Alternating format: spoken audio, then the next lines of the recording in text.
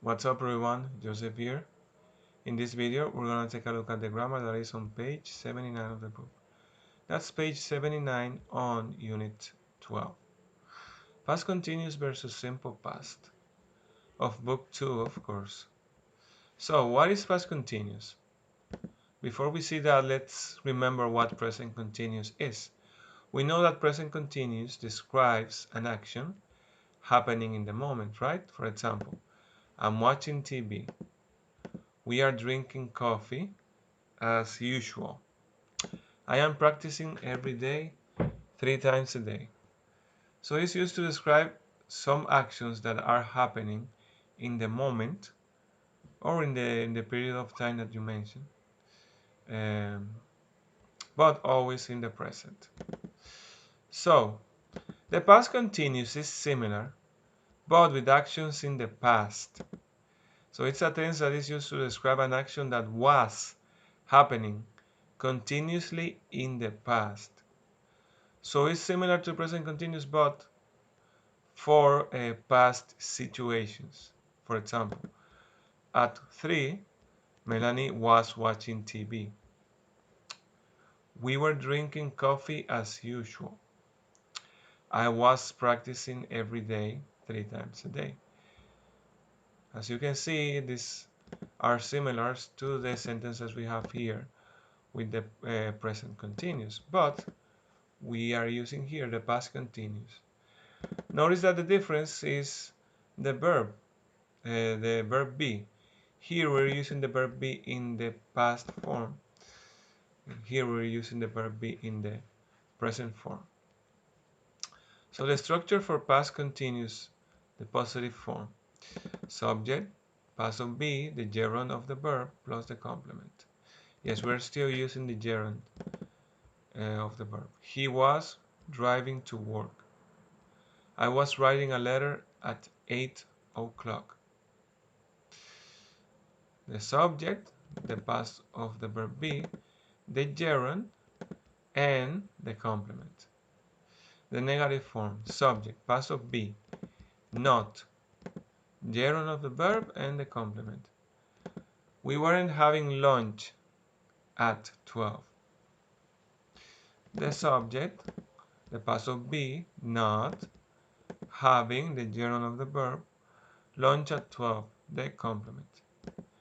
The supermarket wasn't selling alcohol because of the elections. And the same structure. The yes and no questions. The past verb be plus the subject plus the gerund of the verb plus the complement. Were they playing basketball this afternoon? Was she studying too? The past of the verb be, the subject, the gerund of the verb, and the complement. So the short answers, yes plus subject plus the past of the verb be. Yes, she was, for example. The negative short answer, no, subject, past of be, and not. No, she wasn't, for example. So now, the WH questions. The WH word, the past of the verb be, the subject, the gerund of the verb, plus the complement. And of course, no, never forget the question mark for questions.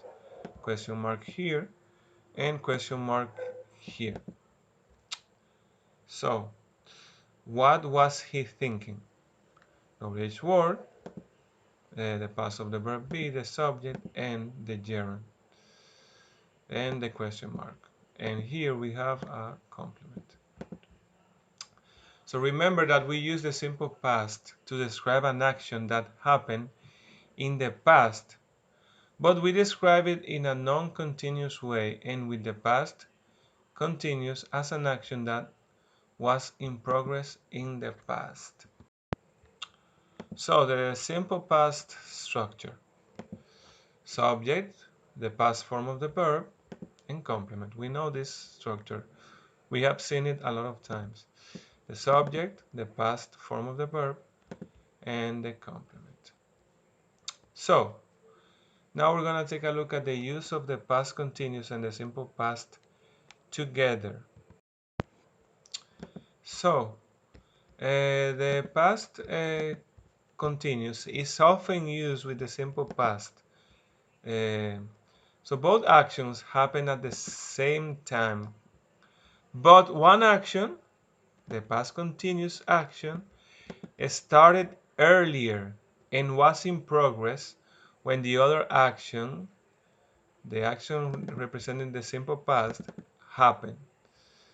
So let's take a look at this example. Earlier action, they started at 8.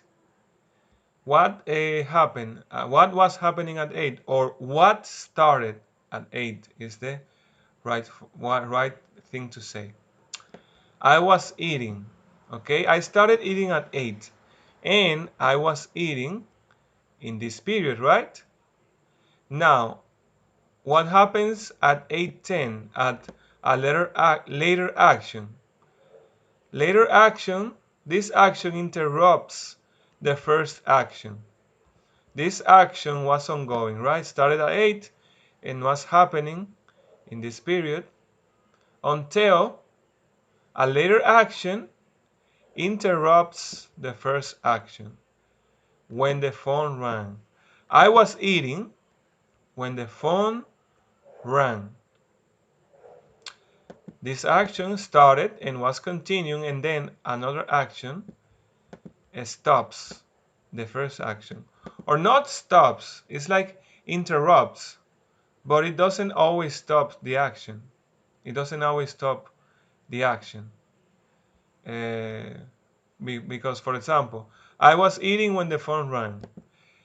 If I decide to continue eating, even if the phone rang, then I don't have to interrupt the action. So it doesn't always interrupts the action. It doesn't always stops the first action. Let's see some other examples. They were having a party when the police arrived. Now this action might stop the first one. It's not always the case, but it can happen sometimes. They were having a party. They were having a party. The party started at 7 p.m.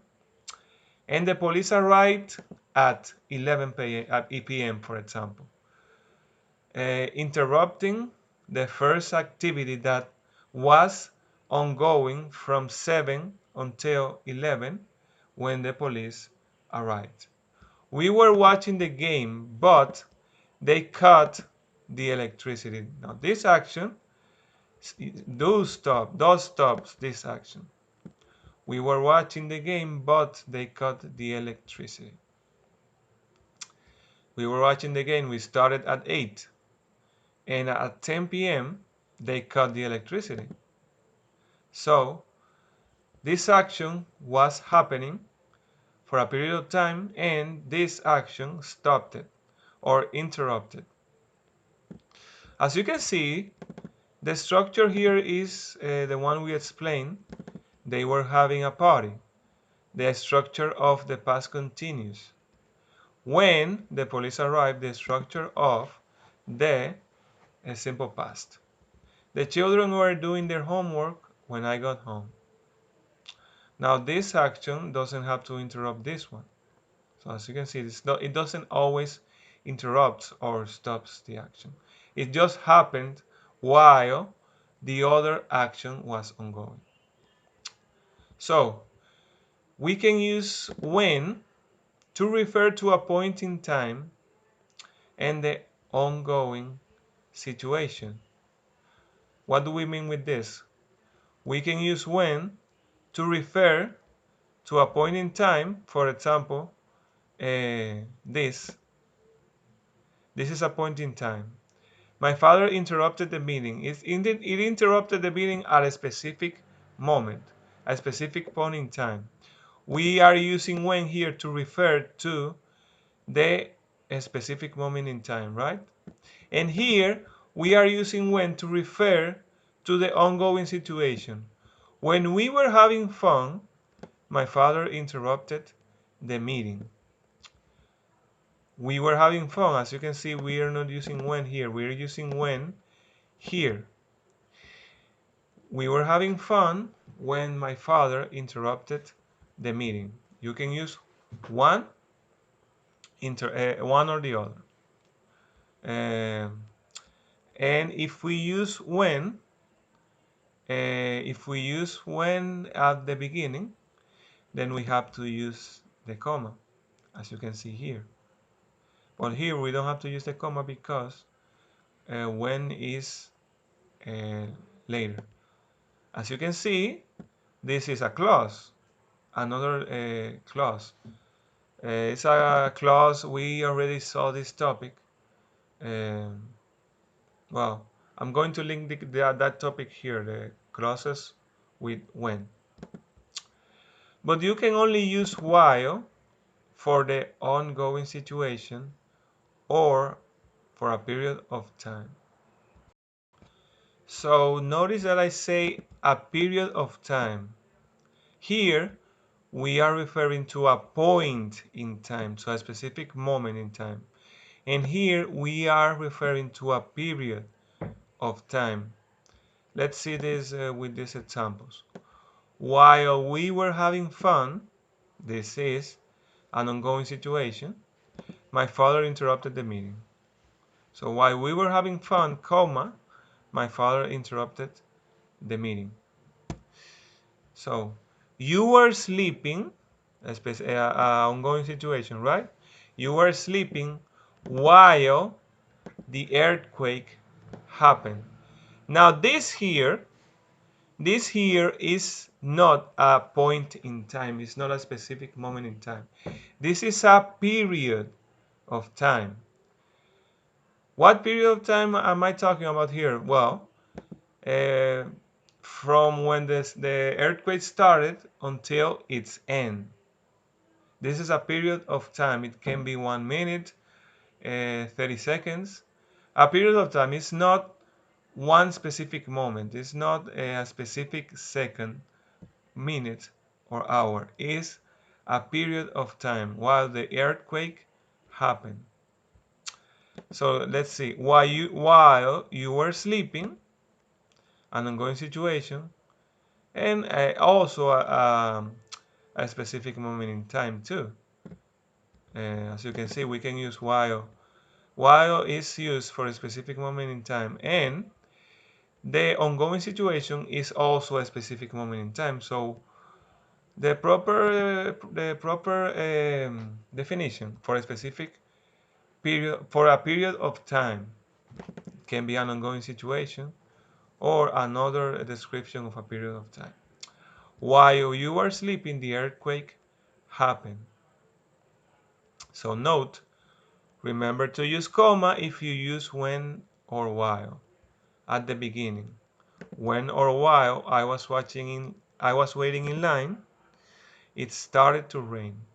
As you can see, we are using a comma here.